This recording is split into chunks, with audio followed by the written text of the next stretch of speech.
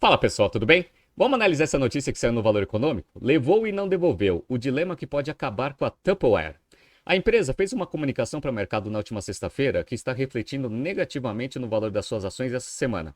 Parece que existe um risco da empresa quebrar. Vamos entender um pouco das razões pelas quais a empresa está nessa situação e um pouco dos financials da companhia dentro desse BTC News. Se você gosta das nossas análises, por favor, dê um like nesse vídeo. E se você puder compartilhar as nossas análises com pessoas que possam fazer bom uso delas, a gente agradece. Então vamos lá. Vamos entender primeiro quem que é a Tupperware, quais são os produtos que ela vende e depois a gente entra no detalhe das razões aqui que fizeram a empresa passar por tanta dificuldade nesses últimos tempos, né? Então vamos lá.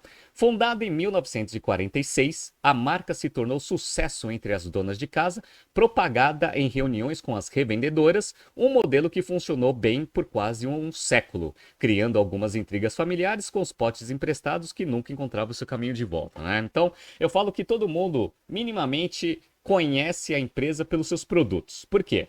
Porque o produto mais icônico da empresa são esses potinhos aqui. Para quem está vendo no YouTube, eu estou mostrando aqui o site da empresa. São esses potinhos de plástico aqui, né? Parece que o grande diferencial do produto na época que ele foi lançado é que ele tinha um design diferente das opções que tinham no mercado e que ele preservava por mais tempo os alimentos armazenados dentro desses pequenos containers, né? Bom, para quem está vendo aqui no YouTube, eu estou mostrando para vocês o portfólio que ela tem hoje, né? Então ela tem aqui garrafinhas de plástico, kits e conjuntos de plástico, produtos para micro-ondas, home, infantil e também tem esse Turbo Chef aqui que é como se fosse também uma panela de plástico, né? Então vocês já perceberam aqui que não tem tanto diferencial de produto assim, né? Então vocês já começam a ter um pouco de ideia das razões pelas quais a empresa está passando por dificuldade. Mas vamos entrar aqui na notícia e aí depois a gente vai explorando cada ponto essencial aqui desse caso, né? Então vamos lá. A Tupperware pode ser vítima fatal do que sua clientela define há décadas como um crime. Não devolveu o que tomou emprestado.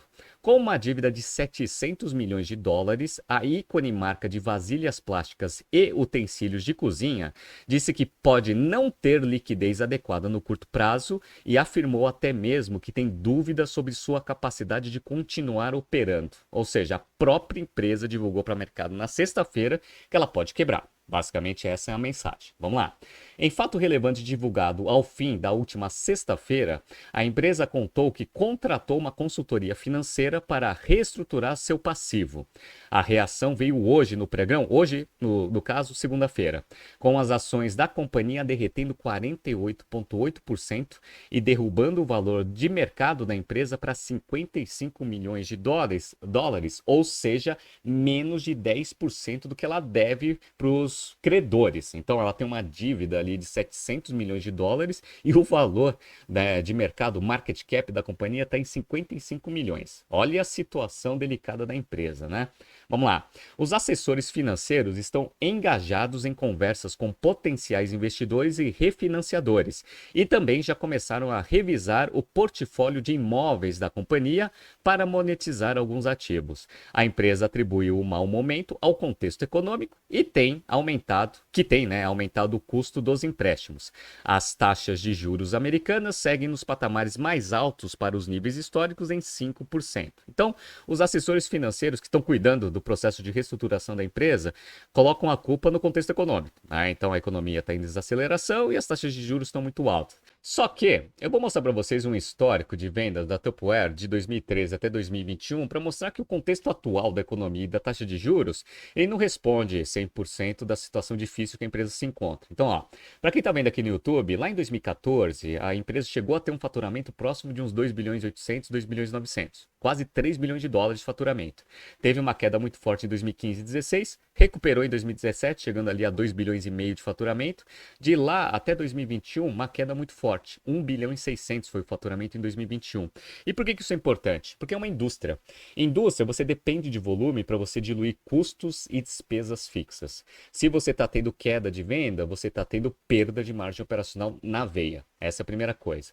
A segunda coisa é você ver a queda muito forte na Ásia e Pacífico. Tá? Então, a Ásia e Pacífico tinha um faturamento ali em 2014 de 840 milhões. Foi para 461. Então, vocês viram uma queda muito forte, né? Por que isso daqui é relevante, Renato? Primeiro, era a região que tinha a maior margem operacional. Então, ó, margem operacional em 2020 era 24,2%. No entanto, em 2021, a região teve uma queda de 8% em termos de faturamento. E olha como que isso daqui tem um impacto direto aqui na margem operacional. Caiu para 23% em 2021. Já não era a região de maior margem operacional. A América do Sul passou aqui com 24,1%. Então, primeira coisa, você está perdendo bastante performance numa região que te dava bastante margem operacional. E por que Ásia e Pacífico? É porque provavelmente lá são os principais concorrentes que a empresa tem no mundo. O produto não é tão diferenciado assim.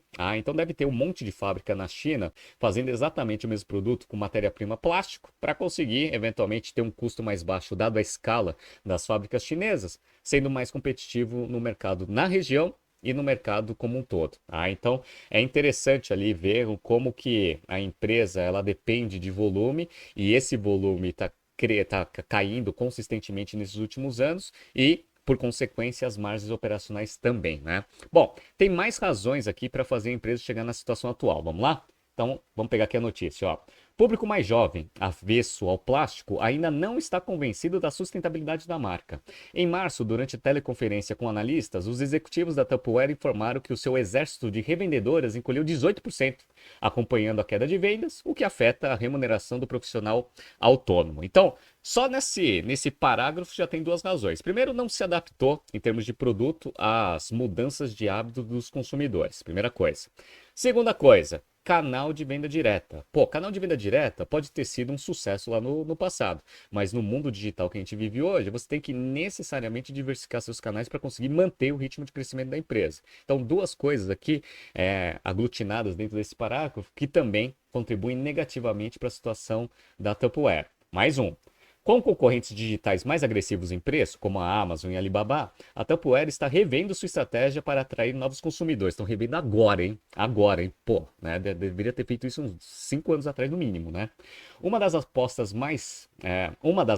foi passar a vender em grandes varejistas, como a Target, para reduzir a dependência da venda direta. Ainda não funcionou. O canal foi responsável por menos de 1% do faturamento do quarto trimestre do ano passado. Então demorou bastante para se adaptar à estratégia de canais. Consequentemente, pega tudo que a gente analisou até agora, a situação é a que a gente está vendo aqui, a empresa está quase quebrando.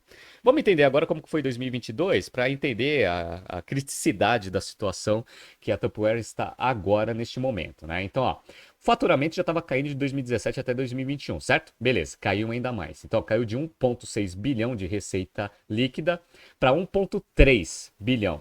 O que fez a empresa ter prejuízo líquido, né? Então, o prejuízo líquido aqui da companhia foi de 14,2 milhões. Em 2021 já estava ali próximo do break-even, né? Tava com lucro muito pequenininho, né? 16,8. Então ela passou agora de lucro, mesmo que pequeno, para prejuízo em 2021. E olha que interessante, pessoal, por região, a gente vê que houve uma queda das 4 regiões que ela opera em 3, em termos de faturamento. Então vamos lá. A Ásia continuou caindo, ó, 24% de queda de faturamento. Europa caiu 31%. América do Norte caiu 16%. Só a América do Sul que cresceu 8%. No entanto, as margens operacionais caíram em todas as regiões. Vamos lá? Então, ó, na Ásia, a margem estava em 23,2%, caiu para 10,3%. Olha a queda, né? Bom, Europa era 19,4%, caiu para 6,5%, margem operacional. América do Norte caiu de 12,7% para 11,9%. E a América do Sul caiu também, 24,1% para 19%, ou seja, mesmo com o aumento de venda, né, nessa região especificamente, a margem caiu também, provavelmente deve ter batido bastante em promoção para conseguir manter o nível de receita da região especificamente, né? Mas vocês viram, né? Então, queda de receita no agregado, 1,3 bilhão contra 1,6 e uma queda abrupta de margem em todas as regiões, né? Beleza, vamos lá. Outro agravante aqui da situação da Tupperware, ela queimou caixa operacional em 2022. Foi menos 53 milhões de dólares, contra uma geração de caixa de 111 milhões em 2021. Dado que ela é uma empresa que precisa fazer pelo menos 30 milhões de CAPEX para manter a fábrica rodando, se você queima a caixa operacional em 53 milhões e ainda tem CAPEX de 33 para fazer, começa a ter falta de dinheiro. Daí que vem, né, a bola de neve aumentando até chegar nessa dívida que ela está hoje de 700 milhões de dólares, né? Então, ó, olha a posição de balanço. Bom, primeira coisa que vocês conseguem enxergar aqui no balanço da Tupperware é que ela está com o PL invertido, né? Então, vocês estão vendo aqui, ó, patrimônio líquido menos 187 milhões, ou seja, passivos maiores do que ativos. Então a empresa já está com dificuldade só nesse índice, né? Aí vocês vão ver o seguinte, ó. Índice de liquidez corrente até tá maior do que 1, né? Então eles estão com 431 milhões aqui de dólares de ativo circulante contra 328 milhões de dólares em passivos circulantes, isso no dia 31 de 12 de 2022. No entanto, vocês estão vendo aqui que tem uma dívida de 687 milhões aqui que está no longo prazo, que pode ser convertida em curto prazo se a empresa não conseguir cumprir os índices de dívida líquida sobre EBITDA que a gente chama de nível de alavancagem. E esses índices estão ruins? Estão ruins. Quer ver, ó? Em 2019, a empresa já estava passando por dificuldade, tá? Ela estava com dívida líquida sobre EBITDA 3,61. Aí ela estava renegociando ali com os credores, aí veio a pandemia, conseguiu um waiver, beleza. Em 2021, o faturamento melhorou, e aí o EBITDA também melhorou, então a empresa ficou com índice de dívida líquida sobre EBITDA em 2,11. Só que agora o mercado está voltando, aquele waiver está acabando, e agora, em 2022, olha quanto que está esse índice, pessoal, 4,88. Por quê? Porque a empresa teve uma queda de caixa e uma queda de EBITDA. Então, aumentou a dívida líquida, diminuiu o EBITDA dos últimos 12 meses. Então, esse índice já está em 4,88. Vocês sabem, né? Acima de 3, 3,5 já começa a dar bastante problema. 4,88 a empresa está sem liquidez. Então, provavelmente os credores vão começar a forçar a empresa a entrar em processo de falência para conseguir recuperar o dinheiro ali dos 700 milhões, dado que ainda tem uns 900 milhões ali de patrimônio. Ela vai tentar se proteger com uma recuperação judicial. Vamos ver o que vai acontecer. Só que essas notícias e essa análise que eu fiz com vocês aqui, ó, mostram aqui um impacto direto nas ações. Então, ó, para quem está vendo aqui no YouTube, nos últimos 5 dias, ó, as ações estavam sendo tradeadas aqui a 2 dólares e 41. Aí, quando saiu essa notícia aí, provavelmente os analistas fizeram essa análise que a gente fez aqui, ó, já está em 1,3. Então, caiu de 2,41 para 1,3. Quando vocês pegam um histórico de 5 anos, as ações da Tupperware já foram tradeadas a 42 dólares, lá em 1º de maio de 2018. Agora está 1 dólar e 30 centavos. Então, vamos ver o que vai acontecer. Provavelmente a empresa ela vai precisar pedir uma recuperação judicial para pegar aquela dívida de 700 milhões, renegociar ali com os credores para diminuir, fazer o famoso haircut, mas ela vai precisar, primeiro, renovar a sua estratégia de produto, tentando criar produtos mais interessantes para esses novos hábitos de consumo que o público tem atualmente e fazer uma bela de uma estratégia de diversificação de canal, porque depender só de venda direta no mundo que a gente vive hoje, aí não vai adiantar absolutamente nada, então em recuperação judicial a empresa vai quebrar. Vamos ver cena dos próximos capítulos. Tá surgindo aqui alguns BTCs News passados para vocês se atualizarem. Não se esqueça de se inscrever no nosso canal e na nossa newsletter. Grande abraço e até amanhã.